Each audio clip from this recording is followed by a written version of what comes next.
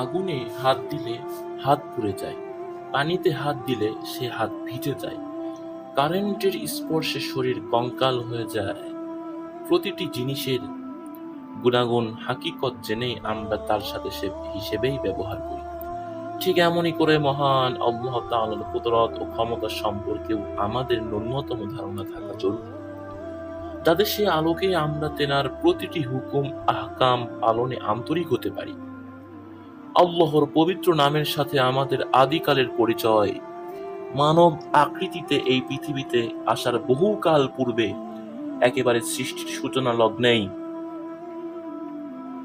আলমে আরহা তথা রুহের জগতে মানবতার সম্মেলনী স্থলে মহান আল্লাহর পক্ষ থেকে আমাদের কাছ থেকে অঙ্গীকার আদায়ের প্রশ্নে বলা হয়েছিল, আলাস্তু বিরব্বিকুম, আমি কি তোমাদের প্রভু নই? তোমরা কি আমাকে প্রভু হিসেবে মানো না? আমরা সবাই সেদিন বলেছিলাম, ক্বালু বালা শাহিদনা। সমবেত কণ্ঠে উত্তর এসেছিল, অবশ্যই আমরা আপনাকে আমাদের জীবনের সকল বিষয়ে প্রতিপালক হিসেবে মেনে নেওয়ার ঘোষণা দিচ্ছি। সূরা আরাব 172 নম্বর আয়াত। কিন্তু পরবর্তী সময়ে এই দুনিয়ার চাকচিক্যময় পরিবেশে এসে কুপ্রবৃত্তির খায়েশ ও মানবতার চির দুশ্মন শয়তানের প্রবঞ্চনায় পড়ে এসে আল্লাহর হুকুম মানা তো দূরের কথা, তাকে বেমালুম ভুলে যায়। বেঁচে নেই স্বেচ্ছাচারী জীবন, মন যা চায় জিন্দেগি যাপনে পৌঁছে যায় ধ্বংসের আতল গহ্বরে, যা আমাদের আল্লাহর সাথে কৃত ওয়াদার সম্পূর্ণ বরখেলাফ। আশরাফুল মাখলুকাত তথা সৃষ্টির সেরা জীব মানুষ জান্নাত বিচ্যুত হয়ে জাহান্নামের দিকে চলে যাবে, দয়াময় আল্লাহ তা কখনোই কামনা করেন না। তাই আল্লাহ ভোলা মানুষদেরকে আল্লাহমুখী করার জন্য যুগে যুগে অগণিত নবী পয়গম্বরকে দুনিয়ায় পাঠিয়ে তাদেরকে হেদায়েতের পথে আহ্বান জানিয়েছেন।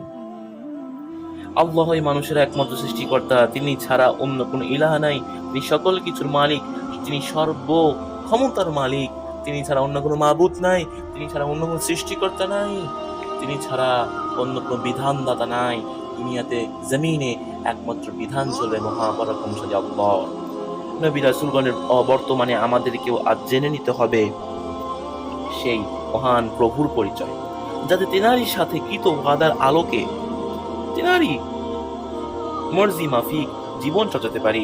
তেনার জন্য অতীত নবী রাসূলগণের স্ব উম্মতের কাছে প্রদত্ত দ্বীন দাওয়াতের স্বীকৃতি প্রদানকারী রাসূল সাল্লাল্লাহু আলাইহি ওয়াসাল্লামের উপর অবতীর্ণ সর্বশেষ হেদায়েত গ্রন্থ, শান্তি ও মুক্তিকামী মানুষের চিরন্তন কল্যাণ সাধনকারী সংবিধান আল কোরআনের পাতা থেকে আমাদের জেনে নেওয়া উচিত আল্লাহর পরিচয়, তেনার কুদরত ও ক্ষমতার কথা, যাতে করে মানব রচিত শয়তানি মতবাদ হতে পরিত্রাণ পেয়ে আল্লাহর দেওয়া ইসলামের পথে এসে দুনিয়া আখিরাতের কামিয়াবি হাসিল করতে পারে।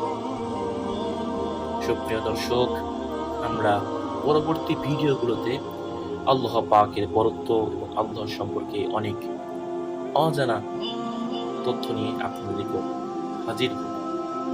এতক্ষণ আমাদের পাশে থাকার জন্য ধন্যবাদ। ভিডিওটি ভালো লাগলে একটু লাইক করবেন, পাশাপাশি দিন প্রচারের সাথে শেয়ার করবেন।